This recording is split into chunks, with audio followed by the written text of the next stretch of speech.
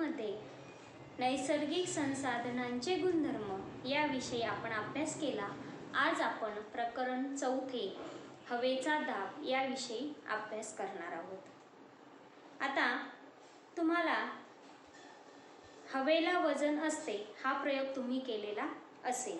मग तुमच्या असं लक्षात आलं असेल की फुग्यामध्ये जी हवा आहे, फुगलेल्या फुग्याची बाजू खाली गेली त्याचा अर्थ असा होतो की हवेला वजन असते. या ज्या वस्तूला वजन असते त्या खाली वस्तूंवर दाब पडतो आणि वातावरणातील हवेचा दाब जो आहे तो भूपृष्ठावर पडत असतो आणि पृथ्वीवरील या हवेच्या दाबामुळे वातावरणात वादळ, पर्जन्य यांसारख्या घडामोडी ह्या घडत असतात. मग ह्या ज्या घडामोडी घडत असतात त्याची जी कारणं आहेत ती कारणं प्रामुख्याने कोणती आहेत तर त्याचा आपण अभ्यास करणार आहोत.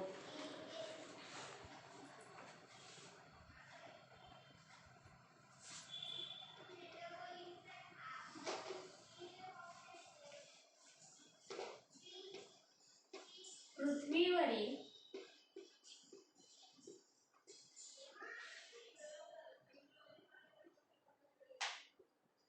हवेच्या दाबामुळे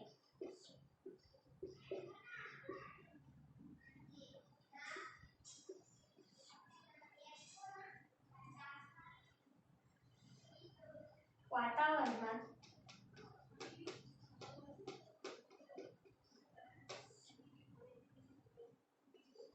वादळ,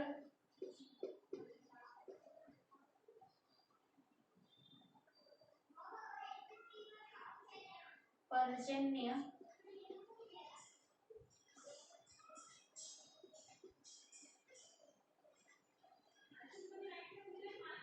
यांसारख्या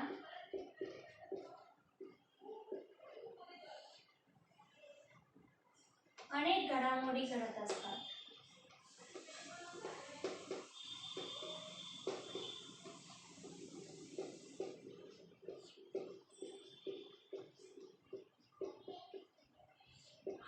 आता या घडामोडी घडत असतात, मग त्याची काही कारणं आहेत.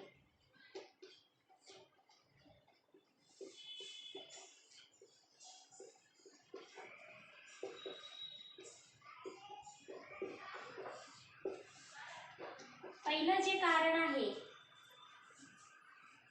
ते हवेचा दाब पृथ्वी पृष्ठावर सर्वत्र सारखा नसतो. हवेचा दाब पृथ्वी पृष्ठावर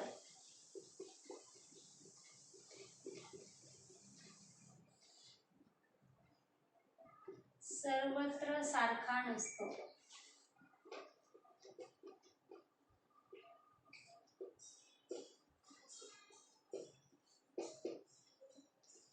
दुसरं जे आहे हवेचा दाब वेळोवेळी बदलत असतो. हवेचा दाब वेळोवेळी बदलत असतो.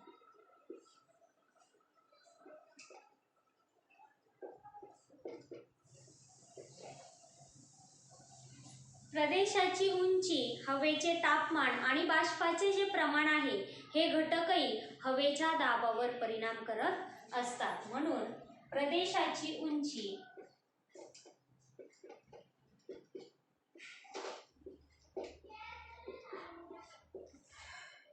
हवेचे तापमान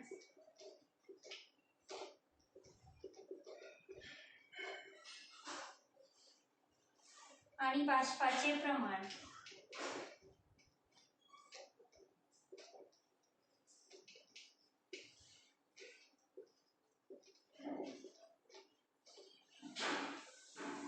हे घटकही हवेच्या दाबावर परिणाम करत असतात.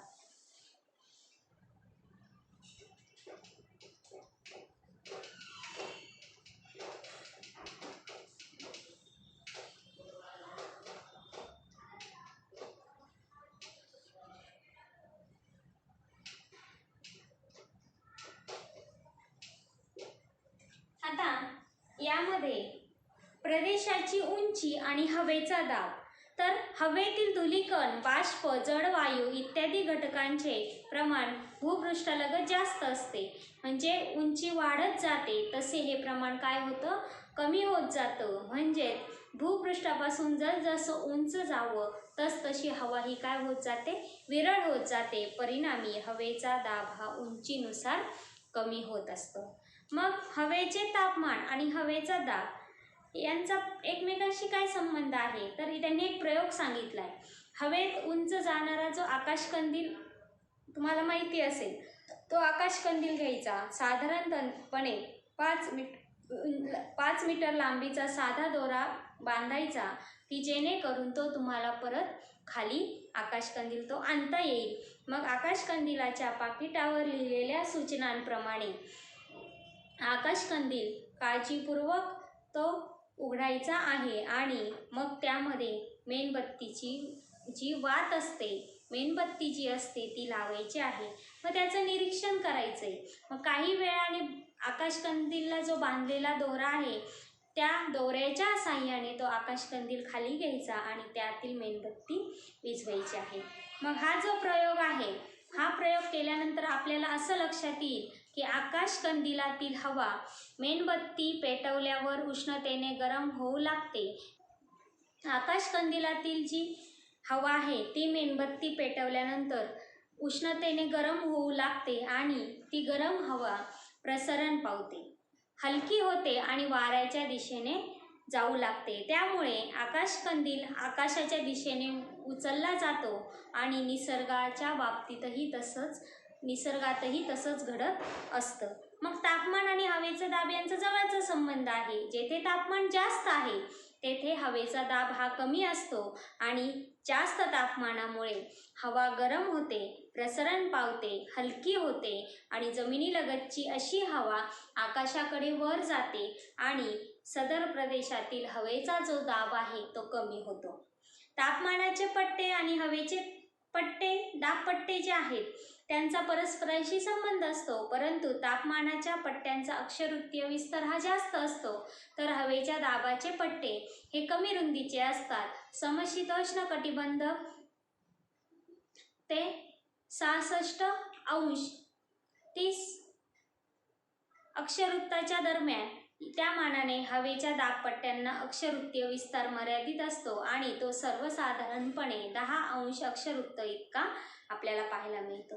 मग तापमानाच्या असमान वितरणाचा परिणाम हवेच्या दाबावरही होत असतो आणि पृथ्वीवर विषुववृत्तापासून दोन्ही ध्रुवाच्या दरम्यान क्षितिज समांतर दिशेत हवेचा कमी आणि जास्त दाबाचे हे पट्टे निर्माण होत असतात. मग यामध्ये पृथ्वीवरील हवादाब पट्टे आणि ग्रहीय वारे, मग जिथं उपध्रुवीय कमी दाबपट्टा आहे तिथं ध्रुवीय वारे हे निर्माण होतात आणि मध्य अक्षवृत्तीय जास्त दाबपट्टा आहे तिथं पश्चिमी वारे निर्माण होतात आणि विषुववृत्तीय कमी दाबपट्टा जिथं आहे तिथं पूर्वीय वारे हे निर्माण होत असतात.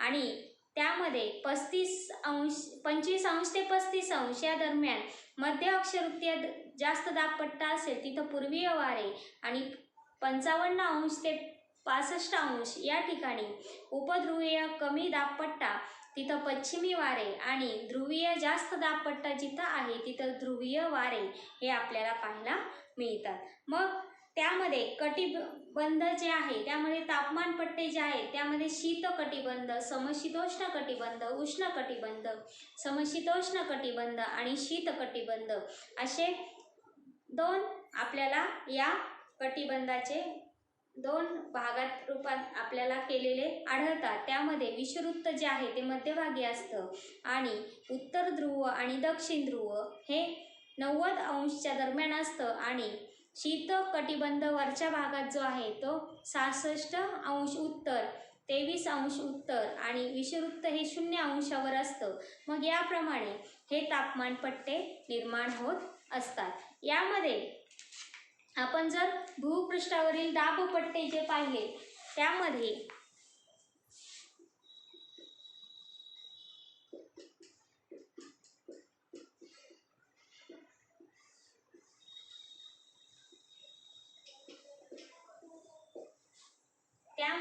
पहिला जो आहे तो आहे विषुववृत्तीय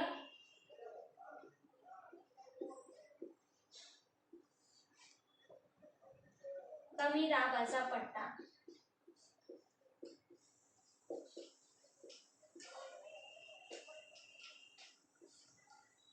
तर यामध्ये भूपृष्ठावरील जे दाबपट्टे आहे, सूर्यापासून पृथ्वीला मिळणारी जी उष्णता आहे ती असमान आहे. विषुववृत्तापासून उत्तर ध्रुवाकडे आणि दक्षिण ध्रुवाकडे तापमानाचं जे वितरण असतं ते असमान असतं आणि प्रथमतः तापमान पट्टे तिथं निर्माण होतात.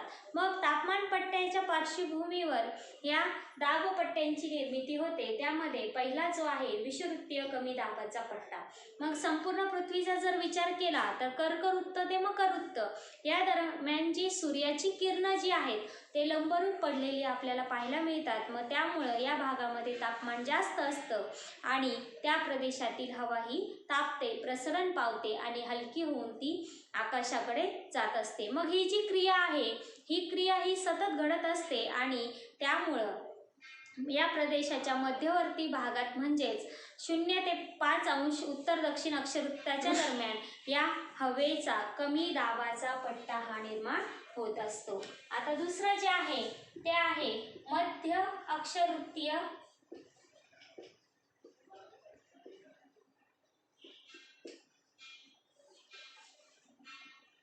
जास्त दाबाचे पट्टे.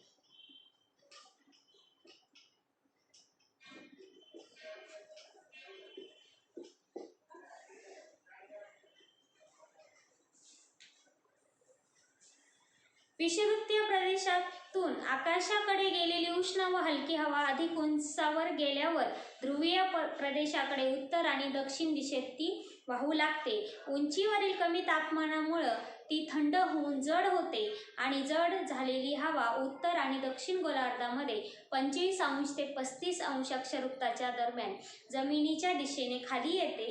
परिणामी उत्तर गोलार्ध आणि दक्षिण गोलार्धामध्ये 25 अंश ते 35 अंश अक्षवृत्ताच्या दरम्यान ती जमिनीच्या दिशेने खाली येते. उत्तर गोलार्ध आणि दक्षिण गोलार्धात मध्ये या 25 ते 35 अंश अक्षवृत्ताच्या दरम्यान हवेच्या जास्त दाबाचे पट्टे निर्माण झालेले आपल्याला पाहायला मिळतात आणि ही जी हवा असते ही कोरडी असते आणि त्यामुळं त्या ठिकाणी त्या प्रदेशामध्ये पाऊस हा पडत नाही. परिणामी पृथ्वीवरील बहुतेक उष्ण वाळवंटे या प्रदेशात आढळतात. मग मध्य अक्षवृत्तीय दाबाच्या पट्ट्यामध्ये वाळवंटाचा जो भाग आहे तो आपल्याला बहुतेक प्रमाणात पाहायला मिळतो, कारण तिथे हवा ही कोरडी असते आणि त्याचा परिणाम त्या प्रदेशामध्ये पाऊस पडत नाही.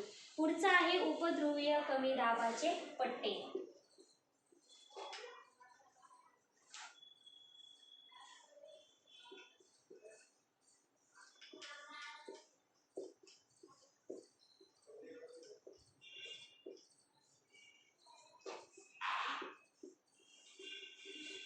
यामध्ये पृथ्वीच्या ध्रुवाकडे जाणारा भाग हा तौलनिक दृष्ट्या वक्राकार असतो आणि त्यामुळं या ध्रुवाकडील जे प्रदेशाचं क्षेत्र जे आहे ते कमी होत जातं आणि यामुळं वाऱ्यांना बाहेर पडण्यास जास्त वाव येतो. म्हणजे मोठ्या प्रमाणात ती वारे बाहेर पडत असतात आणि पृथ्वीच्या पृष्ठभागावरील हवेच्या कमी घर्षणामुळे ती जी परिवलनाच्या गतीमुळं ती जी हवा आहे ती बाहेर फेकली जाते आणि तिथं हा कमी दाबाचा पट्टा निर्माण होतो आणि हा परिणाम 55 ते 65 अंश अक्षवृत्ताच्या दरम्यान उत्तर आणि दक्षिण गोलार्धामध्ये आपल्याला पाहायला मिळतो.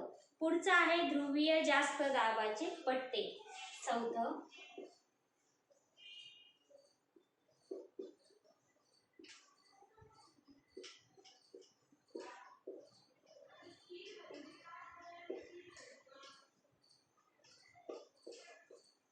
तर यामध्ये दोन्ही ध्रुवीय देशात वर्षभर हा जो तापमान आहे तो जे तापमान आहे ते 0 अंश सेल्सिअसपेक्षाही कमी असते. परिणामी त्यामुळं तेथील हवा ही काय असते, थंड असते. ध्रुवीय प्रदेशात पृथ्वीपृष्ठाजवळ हवेच्या जास्त दाबाचे पट्टे निर्माण होतात, त्यांना ध्रुवीय जास्त दाबाचे पट्टे असं म्हटलं जातं आणि ही स्थिती 80 अंश ते 90 अंश उत्तर आणि दक्षिण या अक्षवृत्ता दरम्यान आपल्याला पाहायला मिळते. व सूर्याच्या उत्तरायण आणि दक्षिणायन या क्रिया जेव्हा होत असतात तेव्हा पृथ्वीवर पडणाऱ्या सूर्यप्रकाशाचा जो कालावधी आहे आणि त्याची जी तीव्रता आहे ती विषुववृत्तापासून उत्तर आणि दक्षिण गोलार्धाच्या दरम्यान बदलत जाते. तापमान पट्टे आणि त्यावर अवलंबून असणाऱ्या ज्या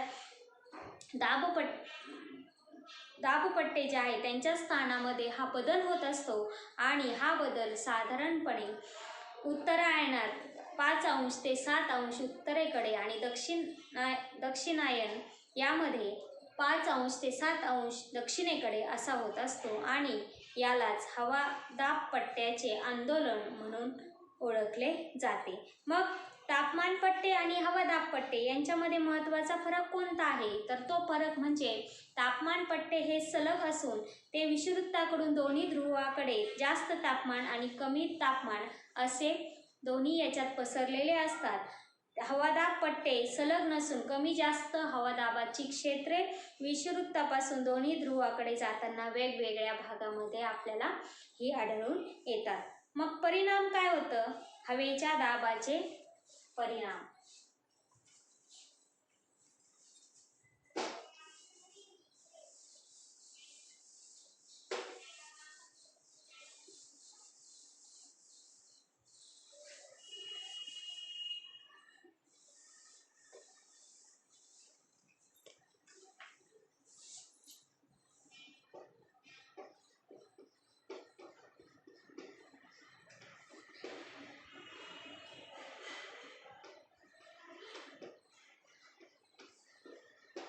हवेच्या दाबाचे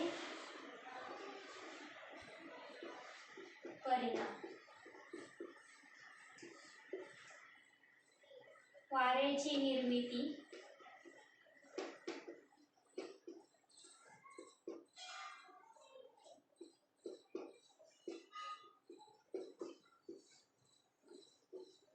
दुसरं वादळे निर्माण होतात.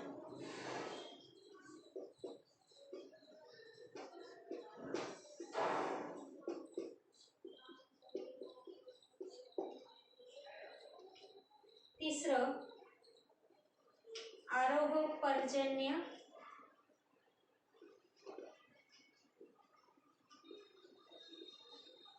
निर्माण होते.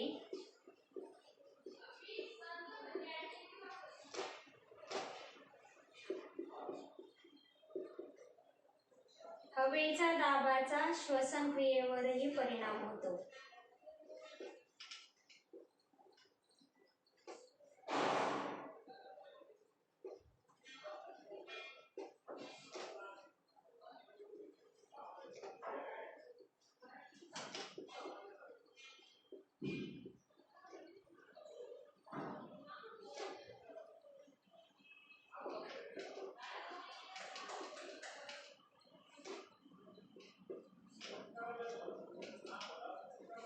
आता यामध्ये परिणाम जे आहे हवेच्या दाबाचे परिणाम त्यामध्ये वाऱ्याची निर्मिती होते, वादळे निर्माण होतात, आरोह पर्जन्याची निर्मिती होते आणि हवेच्या दाबाचा श्वसन क्रियेवरही प्रामुख्याने परिणाम झालेला दिसून येतो. मग आपण ही हवेच्या दाबाचे परिणाम पाहिले. आता आपण समदाब रेषा याचा अभ्यास करणार आहोत. यामध्ये समान हवेचा दाब असलेली जी ठिकाणे आहे ती ठिकाणे ज्या रेषांनी नकाशावर जोडलेली असतात त्यांना त्या रेषेला समदाब रेषा असे म्हटले जाते. म्हणजे समान हवेचा दाब असलेली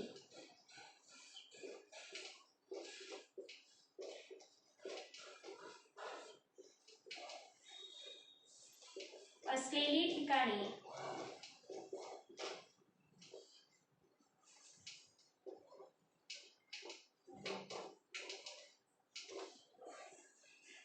ज्या रेषेने नकाशावर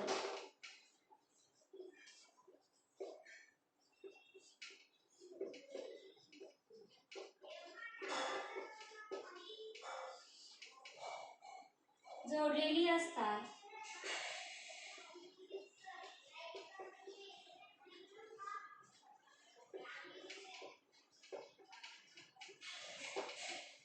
त्या रेषेला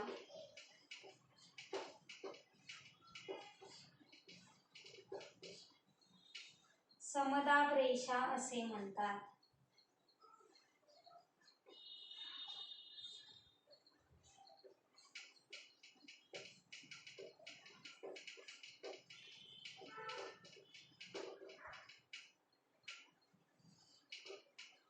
आता समदाब रेषा ज्या आहेत त्यामध्ये त्यांनी एक आकृती दिलेली आहे. त्यामध्ये जागतिक हवादाब वितरण वार्षिक सरासरी हवादाब मूल्य मिलीबारमध्ये त्यांनी दिलेलं आहे. मग समदाब रेषाचं स्वरूप कसं आहे, कमी किंवा जास्त हवेच्या दाबाचे जे प्रदेश आहे किंवा त्याचा अक्षवृत्तीय विस्तार हा कसा आहे, खंड आणि महासागर या भागामध्ये समदाब रेषांची दिशा कशी आहे, त्यामधील अंतर किती आहे, दक्षिण आणि उत्तर गोलार्धातील समदाब रेषांची तुलना ही कशा प्रकारे केलेली आहे. मग तुम्हाला हेही माहिती असणं आवश्यक आहे की समुद्र सपाटीवर हवेचा दाब जो असतो तो 13.2 मिलीबार इतका आपल्याला पाहायला मिळतो. अशा पद्धतीने आपण आज हवेचा दाब, त्यामध्ये आपण प्रदेशाची उंची, हवेचे तापमान आणि हवेचा दाब यामधील फरक, भूपृष्ठावरील दाबपट्टे, त्यांचे हवेच्या दाबाचे परिणाम आणि समदाब रेषा याविषयी अभ्यास केला. तर हवेचा दाब हा जो आहे तो मिलीबार या एककामध्ये मोजला जातो.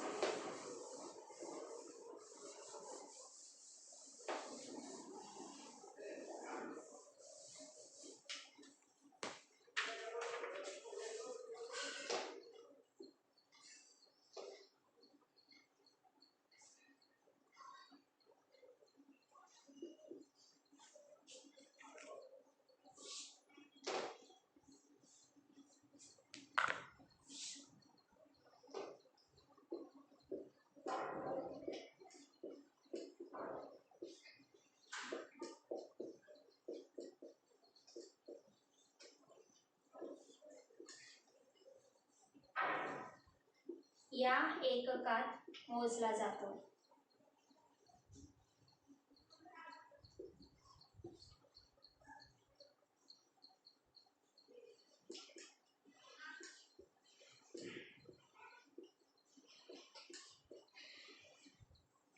त्यासाठी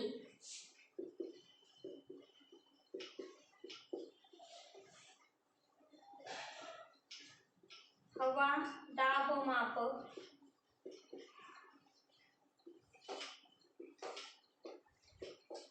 हे उपकरण वापरले जाते.